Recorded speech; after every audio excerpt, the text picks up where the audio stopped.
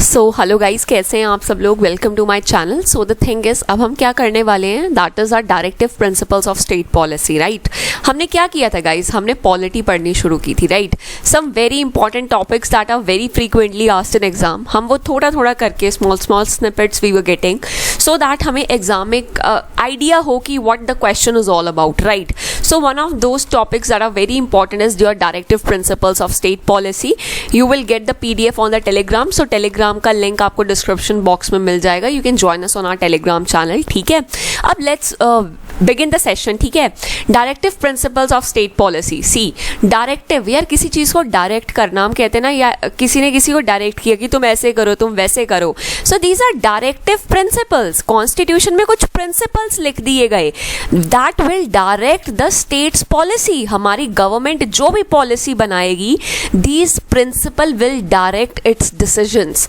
For example, अगर हमारे directive principles में ये कहा गया है कि हमें अपने वाइल्ड लाइफ को, अपने फॉरेस्ट को कंजर्व करके रखना है, सो ये रिस्पॉन्सिबिलिटी किसकी है, हमारी गवर्नमेंट की है।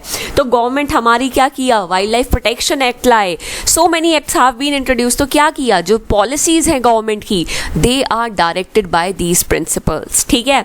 और BN राव अंबेडकर, मतलब he was in a big favour of directive principles of state policy. He said कि ये बहुत हेल्प करेंगी एक ऐसे कंट्री में जहाँ पॉलिटिक्स एक बहुत मैटर करेगी and in which the votes of the people will count. तो जो गवर्नमेंट होगी वो इन प्रिंसिपल्स को डेफिनेटली कंसिडर करेगी whenever they have to take a decision. अब सबसे पहले हम बात करते हैं what are all these, like हमें पता लग गया डायरेक्टिव प्रिंसिपल्स, DPSP, क्या, जो प्रिंसिपल डायरेक्ट करें स्टेट की पॉलिसीज को, these are directive principles of state policy. Now some of the history points, like important points that are associated with them is, see guys, हमें पता है, हमने जैसे पढ़ा था कि पार्ट 3 में हमारे कौन से आते हैं, फंडामेंटल राइट्स आते हैं। Similarly these are present in the part 4 of the constitution. Now the question can come, इधर they will ask this part 4 और किस आर्टिकल से किस आर्टिकल तक हमने इनकी DPSP की बात कर रखी है। So we have to be crystal clear that it is from article 36 to 51। बहुत क्लियर होना चाहिए, क्लैरिटी ऑफ माइंड होना चाहिए।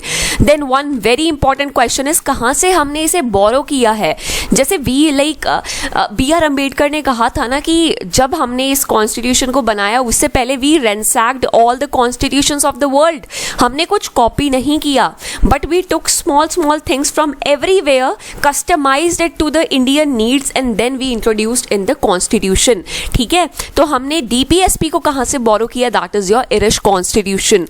नाउ BR अंबेडकर ने इन्हें नॉवल फीचर्स भी कहा है। अगर पेपर में ये आए, this term novel features is used for first fundamental right, then DPSP, then fundamental duties and कोई भी fourth other option. So you should always remember DPSP को नोवेल फीचर कहा है BR अंबेडकर ने भी, ठीक है। उसके बाद हम बात करते हैं BR अंबेडकर ने एक और चीज इनके रिगार्डिंग कही है, that is it resembles the instrument of instructions. Guys, ये जो इंस्ट्रूमेंट ऑफ इंस्ट्रक्शंस थे ना, these were a part of government of India act. Which act? जब भी गवर्नमेंट ऑफ इंडिया एक्ट की बात हो और कॉन्स्टिट्यूशन की बात हो, always, like most of the time the chances are they are talking about the Government of India Act 1935। ये चीज याद रखना। अगर किसी भी चीज में से लाइक कि ये गवर्नमेंट ऑफ इंडिया एक्ट कौन, लाइक ये part of the constitution is taken from which government of India act, most of the time the answer is going to be the government of India act 1935, ठीक है। उसके बाद कभी कभी ये भी कहा जाता है कि जैसे ये टर्म है conscience of the Indian constitution, ये टर्म DPSP के लिए किसने यूज की, दैट इज G. ऑस्टिन। तो इन्होंने कहा कि ये जो हमारे DPSP हैं, they are the conscience of the Indian constitution. Now you know कि ये जो, देखो एक चीज ना बहुत दिमाग में बिठा के चलो, जो फंडामेंटल राइट्स है ना, वो लिमिटेशंस पुट करते हैं ऑन द गवर्नमेंट। मतलब अगर गवर्नमेंट को कोई भी चीज, कोई लॉ लेके आना है, तो दे ऑलवेज विल कीप कि ये लॉ कभी फंडामेंटल राइट वायलेट तो नहीं कर रहा। So fundamental rights they put limitation on the tyranny of government, whereas DPSP government को एक पावर देती है कि तुम हमें कंसल्ट करो और इससे रिलेटेड लॉज लेके आओ। So it empowers the government, whereas fundamental rights they put limitations on the tyranny of government, ठीक है। फंडामेंटल राइट गाइस क्या थे? जस्टिसिएबल इन नेचर थे, राइट, मतलब कोर्ट्स इन्हें एनफोर्स कर सकते थे। सिमिलरली डीपीएसपी हैं, they are non justiciable in nature, like you can not go to a court and say oh हमारा डीपीएसपी पूरा नहीं हो रहा, अब आप गवर्नमेंट को कहो इस पे, so even court will say no, they are not legally binding, legally enforceable, so they are non justiciable in nature. Now ये जो हमारा है ना DPSP, they promotes the idea of welfare state, ठीक है। आपको मैंने बताया था कि फंडामेंटल राइट्स पॉलिटिकल डेमोक्रेसी को प्रमोट करते हैं, ठीक है, कि पॉलिटिकली डेमोक्रेटिक कंट्री होना चाहिए। ये किन डेमोक्रेसी इसको प्रमोट करती है? That is your economic and social democracy. तो हमारा जो डीपीएसपी है वो इन दोनों चीजों को प्रमोट करता है। ये चीजें बहुत इंपॉर्टेंट है। क्वेश्चन कैसे आ जाएगा? 4 स्टेटमेंट्स वुड बी गिवन, पूछ लेंगे डीपीएसपी से रिलेटेड कौन सी स्टेटमेंट इज इनकरेक्ट, तो बिल्कुल क्लियर कट आइडिया होना चाहिए, ठीक है। अब हमें पता है आर्टिकल 36 से 51 सारे डीपीएसपी हैं, directive principles of state policy, ठीक है। अब इन्हें 3 कैटेगरीज में, ब्रॉड कैटेगरीज में बांटा गया। वन इज सोशलिस्टिक, सोशलिस्टिक हैं कुछ प्रिंसिपल्स, कुछ प्रिंसिपल्स है गांधीयन प्रिंसिपल्स, कुछ प्रिंसिपल हैं लिबरल इंटेलेक्चुअल प्रिंसिपल। गाइस ये जो गांधीयन प्रिंसिपल और लिबरल प्रिंसिपल्स है ना, देखो socialist principles are very difficult to learn, ठीक है, बहुत सारे बहुत ज़्यादा हैं। कुछ को एक बार रीडिंग लेना सोशलिस्ट की, बट ट्राई की गांधीयन प्रिंसिपल और liberal intellectual principles you should know, ठीक है। स्पेशली जैसे गांधी जी ने क्या बात की थी, मतलब गांधी जी का एक बहुत अच्छी थॉट प्रोसेस थी दैट पंचायत होनी चाहिए, ग्रास रूट लेवल पे डेमोक्रेसी होनी चाहिए, तो विलेज पंचायत का कंसेप्ट, तो एक गांधीयन फिलॉसफी में आ गया विलेज पंचायत का कंसेप्ट। अब पेपर में आ जाएगा दिस कंसेप्ट विलेज पंचायत, ये डीपीएसपी कौन से आर्टिकल में? So it is under article number 40, ठीक है। तो ये हमें छोटी छोटी बातें पता होनी चाहिए, जैसे कॉटेज इंडस्ट्रीज की बात की थी गांधी जी ने, सो कॉटेज इंडस्ट्रीज ये भी हमारा एक आर्टिकल 43 के तहत आता है। So small things you should know, have a good reading of these 2 principles, Gandhian principles and liberal principles. ये एग्जाम में direct you match the following में आ जाते कि ये it is associated with what, ठीक है। तो हमें ये चीजें हमें पता होनी चाहिए, एग्जाम में बिल्कुल एज इट इज आ जाती हैं। जैसे सिविल कोड का काफी बात चलता है, ठीक है, तो यूनिफॉर्म सिविल कोड पूछ लेंगे, डायरेक्ट पूछ लेंगे कौन से आर्टिकल की बात है, so it is article number 44। तो ये डायरेक्ट क्वेश्चंस बनेंगे। सो कुछ हमारे आर्टिकल्स लाइक डीपीएसपी क्रिएट कर दिया था हमने, उसके बाद क्या हुआ, बहुत सारे अमेंडमेंट्स हुए। तो can we amend the DPSP section? Yes we can amend, because बहुत सारे अमेंडमेंट्स के तहत हमने इनमें बहुत सारे चेंज लाए। तो वन ऑफ द अमेंडमेंट्स आपको पता ही है 42nd अमेंडमेंट एक्ट, भाई ये तो हम कहते हैं इसे मिनी कॉन्स्टिट्यूशन है। इतने सारे अमेंडमेंट्स हमने इसके तहत कर लिए हैं, so we should know about it. 42nd amendment act guys कौन से ईयर में इंट्रोड्यूस किया गया था, ये आप मुझे कमेंट सेक्शन में बताओगे, ठीक है। तो अब ये जो बेसिक आइडिया था लाइक फंडामेंटल राइट्स हो, डीपीएसपी हो, ये कहाँ से आया?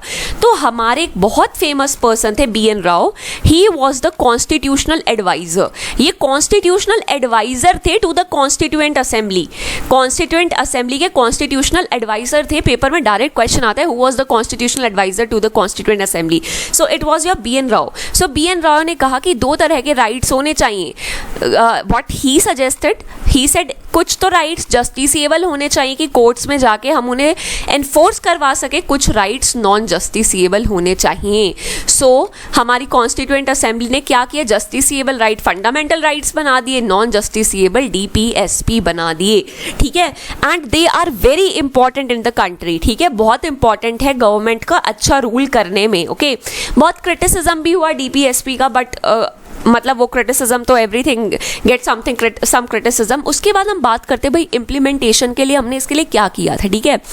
अगर मैं बात करूँ इम्प्लीमेंटेशन के लिए गाइस, आपको पता है एक थोड़ा कंट्री की डेवलपमेंट की जो प्लानिंग थी, उसके लिए हम एक प्लानिंग कमीशन लाए थे। ज़रा मुझे बताना कि किस डेट को, मतलब किस ईयर को हमने प्लानिंग कमीशन इस कंट्री में लाए थे। उसके बाद आपको पता ही है 2015 को प्लानिंग कमीशन को किसने रिप्लेस कर लिया था, नीति आयोग ने। बार बार सुनते रहते हो यार नीति आयोग तो। So what is the full form of NITI in NITI Aayog? Tell me in the comment section. अब ये काम आपको भी पता होना चाहिए, ठीक है। उसके बाद लाइक आपने काफ़ी बार देखा होगा ये एक्ट हमारा वाइल्ड लाइफ प्रोटेक्शन एक्ट।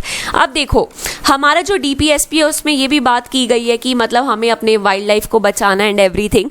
तो हमने क्या किया, 1972 में हम वाइल्ड लाइफ प्रोटेक्शन एक्ट ले आए। तो मिनिमम वेजेस एक्ट, इतने सारे एक्ट आए in order to justify this DPSP, in order to meet the demands of this DPSP, directive principles of state policy.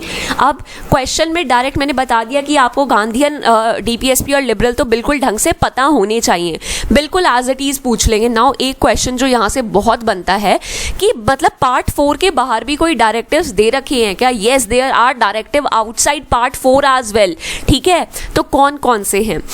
One is article 335। देखो यार guys, article मतलब कोई भी हम आउट ऑफ नोवेयर यूं नहीं बिल्कुल रैंडमली पूछ लेते कि 360 बता दो, लाइक 371 बता दो। No, these articles might have some prominence, that's why they are being asked in the exam. तो जो क्लेम्स थे SCs और STs के टू सर्विसेज, तो हमने ये आर्टिकल्स बनाए दैट SCs और STs को भी उनका प्रॉपर ड्यू मिलना चाहिए, ठीक है।